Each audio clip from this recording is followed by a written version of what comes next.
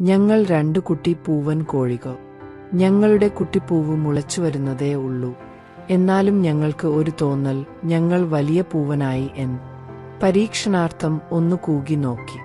പക്ഷേ ഒരു അപസ്വരം പോലെ. സമയം പോകാൻ ഒന്നുകൊത്തിട്ടു നോക്കാൻ തീരുമാനിച്ചു. ചാടിക്കൊത്തിട്ട് കളിച്ചപ്പോൾ മറ്റു കൂട്ടുകാർ ഞങ്ങളുടെ അടുത്തേക്ക് വന്നു.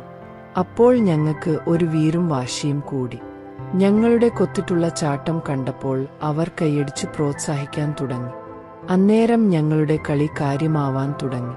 കൂട്ടുകാരുടെ പിന്തുണ കൂടി വന്നപ്പോൾ വാശിയും മുറുകാൻ തുടങ്ങി.